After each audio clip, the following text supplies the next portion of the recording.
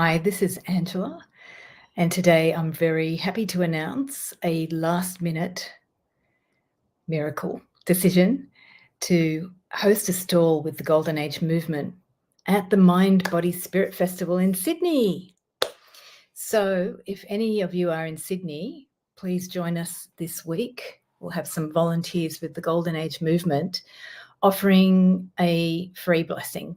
So the blessing doesn't come from us. We connect to that light there, the great compassionate light, and we pray or focus on whatever you want, and we ask the light to come and help you in whatever way makes sense for you, because we don't know how to help you. So I wanted to just tell everyone who's in Sydney to come and join us at the Mind, Body, Spirit Festival, March 7th, 8th, 9th and 10th. It's at the Darling Harbour International Convention Centre. It's the longest running alternative therapies, natural therapies, wellbeing festival in Australia and New Zealand. When I was starting out in healing in the 90s, we used to go to these little country towns in Bangalore or Central Coast, and we'd do aura soma and light therapy and past life regressions, all those sorts of things. And this is kind of like the most commercial, I'll just say, adventure where we get all of those different people together in one space, and the Golden Age movement is just one of those people. So it's a party time if you're interested in anything to do with alternative lifestyles, well-being, and really nice things to buy for people if you've got some present shopping to do or gift buying. And I wanted to share a little bit about what we're going to be doing at the festival. So the Golden Age movement, as I mentioned, we connect to the great compassionate light. So the great compassionate light, some of you may know as the Holy Spirit, if you're from the Christian traditions, but this light is actually a light that has manifested over the aeons, and more strongly now from the heartfelt prayers of all humans from all time. So the Holy Spirit in the Bible, they talk about that. It used to come at these very specific points when people were really needing that click to a higher consciousness. And in the great compassionate light are divine beings, ascended masters, and the highest consciousness in the universe. It's called, like super consciousness. It's above our logical brain. So yes, it's right out there. It's non-dimensional. It's beyond this dimension for sure. And the interesting thing with the great compassionate light is it's actually a reflection of some of our desires, our desire to rise above the lower consciousness on the planet. And as you can see, the earth is going through enormous change, conflict, and problems, enormous problems, from personal relationships to relationships between countries, relationships between nature and our species. There's lots of problems.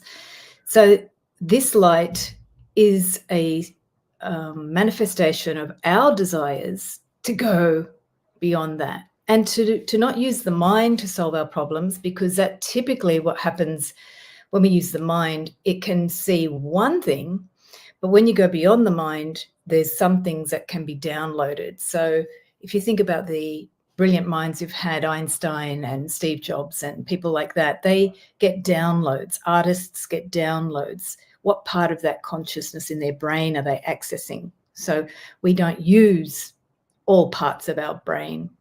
And this is what we're looking for in our species right now, a new consciousness that goes beyond our limited brain faculties, and not just our individual brain, but our collective brain. And so the great compassionate light is an answer to help us go beyond our, say, limited way of perceiving situations. So for example, I'll just give you an example of how we've experienced it in the Golden Age movement. People are having financial problems, and it can be because they grew up in a culture where they have a certain perception about money. I wasn't allowed to keep my pocket money. When I got money as a child, I had to give it to my brother or my relative. I wasn't allowed to keep it. So the child makes certain perception about money, and maybe they grew up in a family and a country where you had to, you couldn't really have your own money. So as a consequence, you have found in the movement, by doing this connection to the great compassionate light through the blessing and the prayer, the focus on what you want, you actually shift that perception. In the blessing, it gets shifted for you. You don't do it. It's not psychology. It's not like traditional coaching. I'm a life coach. I do all of that stuff. This is actually looking at the wiring over perhaps decades, and if it's in your family, it could be generations. And it takes that program and it actually starts to dissolve it, the pathways in your heart and in your chakras and in your brain, in your consciousness. So the brain is seen as really manifesting in the different 7 chakras. And so as a consequence, through the blessing, it could be one, it could be several, it could be a process where maybe you're reviewing a blockage around money, and you get this awareness, and through the connection to the great compassionate light, it dissolves that pattern. And it happens naturally. It doesn't happen by us thinking, I really want this to happen. Believe me, I've tried that. And I've felt the constipation of trying to make things change. And I do coaching, so I know that focused effort of awareness where you see a pattern. I'm old enough to see the patterns in my life, and they're obvious. And the thinking and the thoughts, they're very loud in my head. I can see even the thought patterns, which could be about finances. But in this blessing and connection to the great compassionate light, they can just come in and not erase that, but they dissolve the pattern itself. Because what happens with our human consciousness is we spend so much time thinking these thoughts that it's even been researched that in neuroscience, when you have certain neurons that fire together over negative experiences, they create a certain connection in the brain and in the nervous system and in the sensory nervous system and the autonomic nervous system. You can create disease by having certain traumas or experiences that program certain beliefs or certain thoughts in your body. They actually have a physical effect on the nervous system and the brain and the consciousness. So here we're looking at how to let go of that consciousness in the body where you're not doing it. You're connecting to a higher consciousness through the great compassionate light, and it does it for you. And because it's not being done by you, you can't control it. And there's a part of that with the blessing, and I think with humanity right now, we really need to discover what it is to be in surrender, not in a passive way. Astrologically, we're going through the Pisces seasons in Western astrology. There's a lot of Pisces planets, and Pisces from our Aquarius planets, they're moving into Pisces. And I've been feeling the Piscean energy, which can be about surrender and sacrifice and dissolving the boundaries of self. But it's not just about letting go of yourself. It's actually discovering what is beyond your perception of self and allowing it. And I do this in the dance, so you may have heard me talk about the dance, that in the dance we go beyond our sense of self into experiencing anything in the consciousness. Through movement, you can start to even transport yourself into another dimension, because it's a movement. It's not a thought. It's an energy flow. And just a brief heads up, I did an interesting, beautiful podcast with Leslie Zare from the Universal Dancer coming up in April, and she really gives some context to that sense of vibration in dance. And here with our consciousness, we are constantly putting out vibrations, and this is where we may not really be able to understand what's happening on our planet right now, because from many generations before us, there's been a lot of hurt, negative energy, wars, death, perhaps violation. That could be another word. I mean, we can make a long list, okay?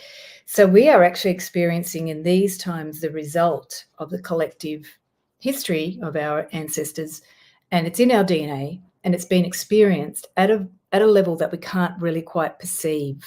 And that's why you might we know that it exists, say, through supernatural phenomena. If you know about ghosts or things like that, you know that they have a certain vibration. You go into a certain building, you can feel the energy. Well, imagine all of the consciousness of a species over millennia resulting in what we're experiencing now. And imagine us living in that soup of all the consciousness of those before us, including your family, and you're swimming in the soup of that. So all of us, in that sense of the Piscean energy, it's actually feeling at a larger capacity than we have as a collective before, which I feel is it's actually a gift. We have in this period of the month of March, where there's so much Piscean energy going on, it's opening up to our feeling centers. We can also go into indulging and trying to suppress those feelings with other substances, but it actually opens us up to a stronger feeling base, which therefore allows you to perhaps have more compassion or to have more sense of, it's not just about me. I'm experiencing something in my environment, something in my family. Maybe it's something from my ancestors. Maybe it's something from the other realms of our existence that go beyond this body and beyond this life. Maybe it's something from a memory that's been suppressed in my past, and it's coming up now to be revisited. I've had a lot of that in January, February, and it's rippling through to March, where I've had some early childhood memories rippling through, and I'm looking at them thinking, I know the memory, but I haven't felt the feeling about that memory in the same way before, which is so fascinating to me.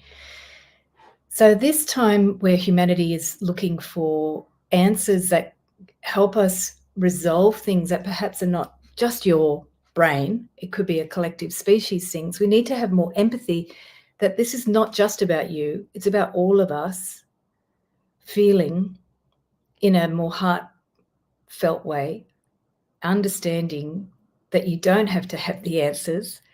And if you do feel in a more heartfelt way, what then comes up to be seen or healed or released, it may not be pleasant.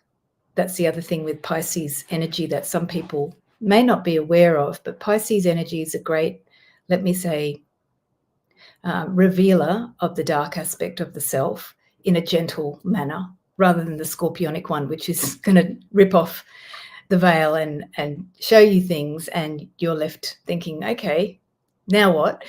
The Piscean one, when it opens up to the feeling of what you're experiencing, allows you to start to examine that from a more softer and a more heartfelt way. But it can be painful, and this can lead to the negative part of Pisces, which is avoidance or disappearance, and engaging in substances or things that will suppress the feelings because they may be too overwhelming. So our species is at a point where we can find answers by feeling more of that collective feelings, whatever they are, good, bad, or ugly. And we can also start to feel not that you're not responsible for your own behavior, but how can you be more connected to our collective needs? So yes, you're responsible for you, and you're connected to everything. So how do we do this together? How do we actually feel the emotions without necessarily blocking out somebody else? And that's the positive aspects of the Piscean energy in March too. It can actually help you see how your feeling is actually related to others.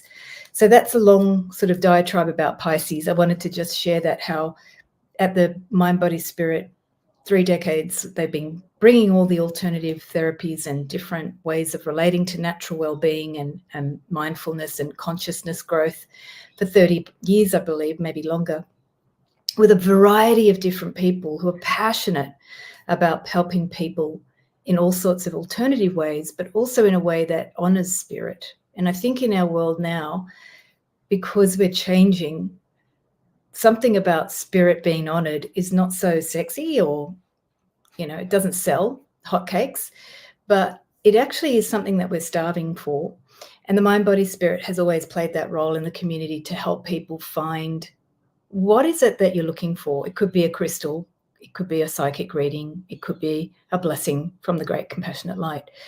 So come along to the mind, body, spirit, enjoy experiencing what could be your heart's desire, what could be your feeling desire, and what could be a way for us to feel ourselves and others.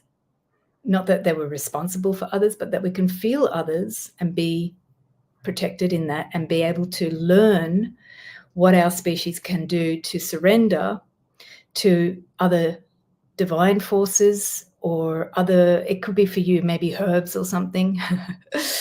What other things can you start to bring into your life that help you feel more at peace with not knowing the answers, with not having your mind telling you what to do, but just allow things to happen in your life. And I'll finish with the example of how we ended up doing this stall at the festival.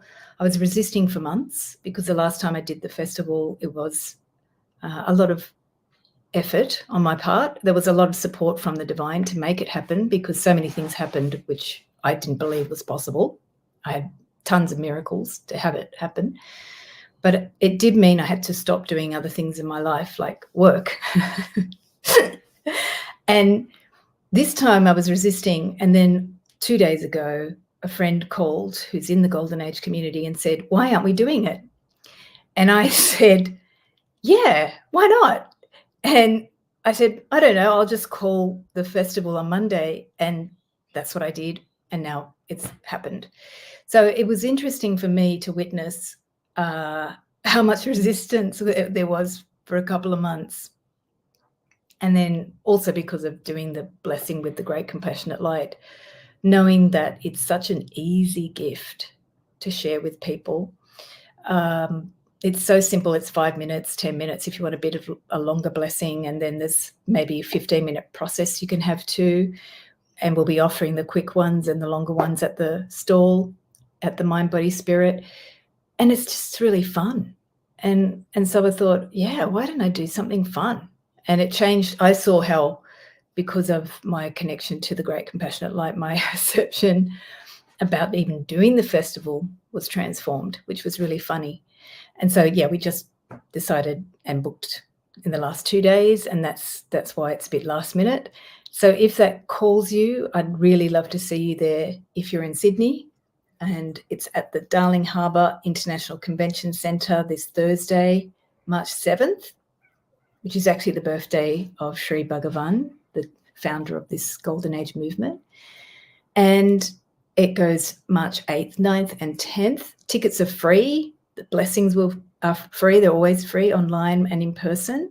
Come and have a chat and have some beautiful Ananda, which is causeless joy or peace and love and oneness state. That's all combined in the Ananda Soma Blessing from the Great Compassionate Light. And looking forward to having a connection with you at the festival, and hope to hear some miracles as well coming from the festival blessings as well. And thanks so much for watching. Have a beautiful